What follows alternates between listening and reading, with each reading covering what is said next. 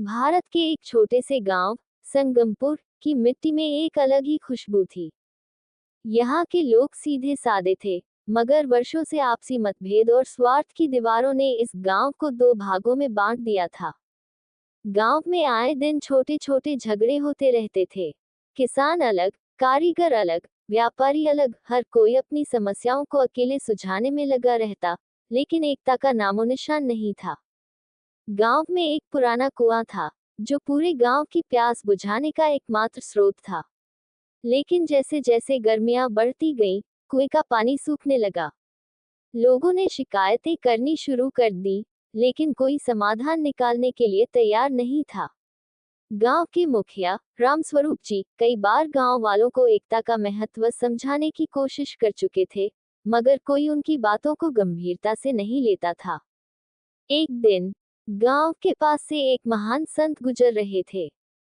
वे ज्ञान और बुद्धि के लिए प्रसिद्ध थे। जब उन्होंने गांव में चारों ओर बिखराव देखा, तो वे चुपचाप गांव के चौपाल में बैठ गए। उनके आगमन की खबर पूरे गांव में फैल गई। लोग उनके पास आकर बैठने लगे, क्योंकि वे जानते थे कि संत के पास हर समस्या का हल होता है। संत ने मुस्कुराकर गांव वालों की ओर देखा और पूछा, क्या तुम लोग सच में इस समस्या का समाधान चाहते हो? गांव वाले एक साथ बोले, हाँ महाराज। संत ने पास पड़े एक लकड़ी के गट्ठर को उठाया और गांव वालों को दिखाया।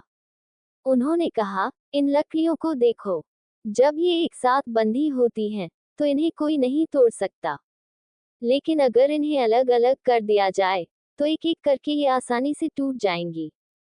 उन्होंने लकड़ी के गट्ठर को खोलकर एक एक लकड़ी निकालकर गांव वालों को दी और उनसे तोड़ने को कहा। सबने आसानी से लकड़ियां तोड़ दी।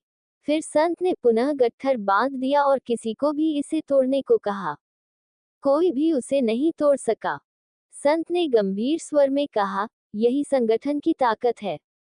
जब तुम सब अलग अलग रहोगे, तो कोई भी समस्या तुम्हें तोड़ सकती है। लेकिन जब तुम संगठित रहोगे, तो कोई भी विपत्ति तुम्हें हरा नहीं सकती।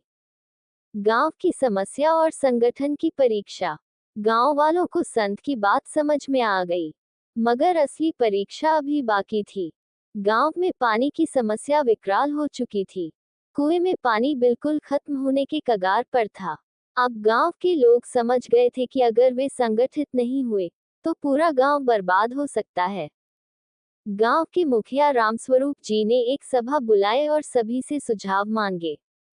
पहले तो सभी झिझक रहे थे, लेकिन फिर गांव के एक बुजुर्ग बोले, अगर हम सब मिलकर नदी तक एक नहर बना दें, तो पानी हमारे कुएं तक आ सकता है। रामस्वरूप जी ने इस विचार का समर्थन किया, लेकिन ये काम अकेले किसी एक व्यक्ति के बस की बात नहीं थी। ये तभी संभव था, जब पूरा गांव मिलकर इस कार्य में योगदान दे। गांव में कई प्रकार के लोग थे, किसान, बढ़ई, मजदूर, व्यापारी। हर कोई अपनी क्षमतानुसार योगदान दे सकता था। अब गांव ने ये निर्णय लिया कि वे सब एक साथ मिलकर काम करेंगे। किसानों ने अपने हल और बैल दिए, बढ़ियों ने औजार दिए, मजदूरों ने श्रम दिया, और व्यापारियों ने आर्थिक सहायता की। पूरा गांव एकजुट होकर मेहनत करने लगा। दिन रात मेहनत करने के बाद महीनों की कड़ी मेहनत से एक छोटी नहर खोद दी गई, जिससे नदी का पानी गांव के कुएं तक पहुंचने लगा। धीरे धीरे कुएं में पानी भरने लगा, और पूरा गांव खुशी से झूम उठा। अब गांव वालों को समझ में आ चुका था कि संगठन में कितनी शक्ति होती है। अगर वे पहले ही संगठित होते, तो शायद पानी की समस्या इतनी गंभीर नहीं होती। इस घटना के बाद संगमपुर गांव में एक नई रोशनी फैल गई। पहले जहां हर कोई अपने स्वार्थ में उलझा रहता था, अब वहां सहयोग और सामूहिक प्रयास की भावना जन्म ले चुकी थी। किसानों ने मिलकर एक साझा गोदाम बनाया, जिससे उनकी उपज सही तरीके से संरक्षित रह सके। बढ़ियों ने मिलकर गांव में एक नया पुल बनाया, जिससे व्यापार बढ़ने लगा। व्यापारी गांव में एक सहकारी समिति बनाने लगे, जिससे हर व्यक्ति को उचित दामों पर वस्तुएं मिलने लगी। अब गांव की दशा पूरी तरह बदल चुकी थी। गांव वाले पहले की तरह छोटे छोटे मतभेदों में उलझने के बजाय मिलकर समस्याओं का हल निकालते थे। अब हर कोई समझ गया था कि संगठन की ताकत से कोई भी कठिनाई दूर की जा सकती है। इस कहानी से हमें ये शिक्षा मिलती है कि संगठन में अपार शक्ति होती है। जब हम अकेले होते हैं तो हमारी ताकत सीमित होती है, लेकिन जब हम एकजुट होते हैं तो कोई भी बाधा हमें नहीं रोक सकती। जीवन में कितनी भी समस्याएं आए, अगर हम सब मिलकर उनका सामना करें तो हर कठिनाई का समाधान संभव है। एकता में बल है, ये केवल एक कहावत नहीं, बल्कि जीवन का सबसे बड़ा सत्य है। चाहे कोई भी क्षेत्र हो, परिवार, समाज, देश या व्यापार, हर जगह संगठन ही सफलता की कुंजी है।